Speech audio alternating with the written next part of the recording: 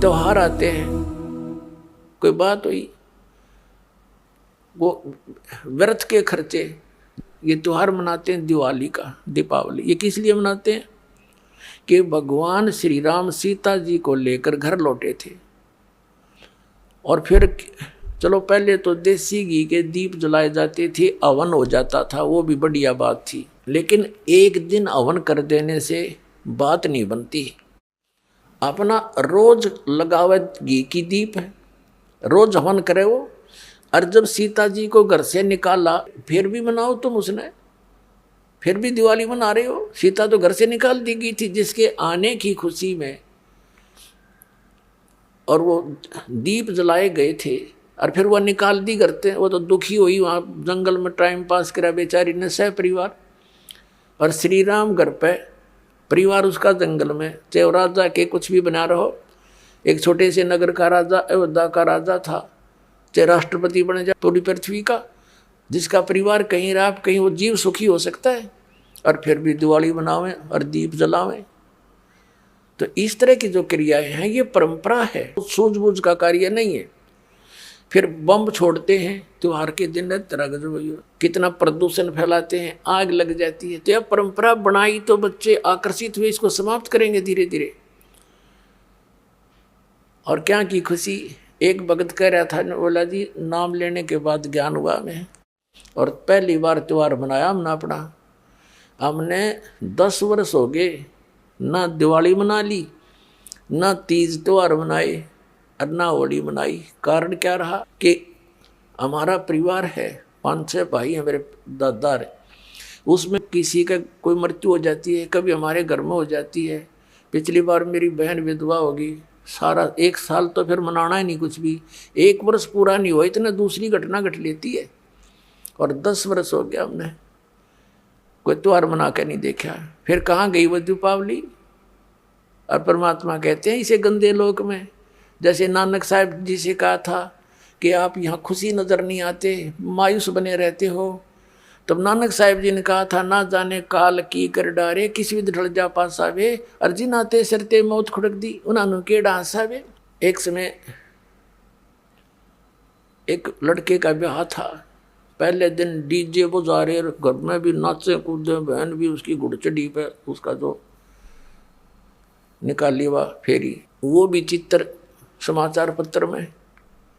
अगले दिन विवाह के लिए जा रही थी बारात, वो दुल्हे वाली कार टकरा गई एक टैंकर से, ट्रक से या टैंकर से। 6-7 सदस्य थे, घर के भी थे उसमें 2-3 और वो दुल्हा भी, सारे मर गए। अब फिर टक्कर मार मार कर रो रहे हैं, बाल पाड़ रही हैं वो बहनें, पहले दिन जो डांस कर रही थी, नाचन कूदने फंड कर रही थी। तो परमात्मा कहते, ना जाने काल की कर डारे, किस भी ढल जा पासा वे, अर्जी नाते सरते मौत खुड़क दी। फिर क्या किया, हंसी यहाँ पर क्या डांस करें, टाइम पास करो, विवाह करो, बच्चों का संयोग जोड़ दो सिंपल वे से। ब्याह तो 2 बालका का होना है, बाकी तो फंड है, हो कितने इकट्ठे कर लो चाहे ना कर लो। तो इस प्रकार हमने इस प्रत्येक परंपरा को रिड्यूस करना है। कहते हैं जगत का पेखना पेख्या, धनी का नाम ना लेखा। अब एक दूसरे के सिर पर धरे बैठे, उसने ऐसे कर दिया, उसने ऐसे कर दिया, किंतु जो करने वाले का तो जिक्र भी नहीं। तो इस प्रकार वो त्रेता युग में आए थे भगवान मुनिंदर रूप में परमात्मा।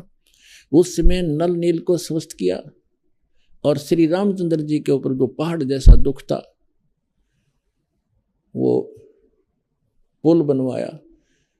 और परमात्मा कहते हैं कि धर्मदास जी को समझाते हैं कि तुम इन राम कृष्ण को भगवान मान बैठे, किस आधार से, एक छोटे मोटे इनकी लीला देखकर कैसे,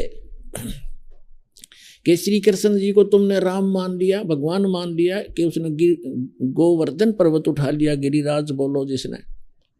और आपके पुराण बताते हैं, आप खुद कथा सुनते और सुनाते हो कि शेष नाग सारी सृष्टि न ठारा, जिसको ऊपर पृथ्वी भी सारे लोग ग्रह भी प्रह भी।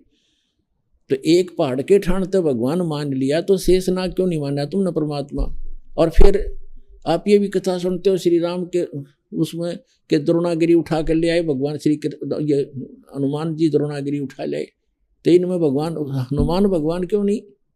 क्या बताते हैं के गोवर्धन श्री कृष्ण धारो और द्रोण गिरी हनुमंते, शेष नाग सब सृष्टि उठारा इनमें कौन भगवंते। फिर क्या बताते हैं, कहते हैं समुद्र पाट लंका गयो वो सीता को भरता रे, और अगस्त ऋषि ने ये सातों पी लिए इनमें कौन करता रे।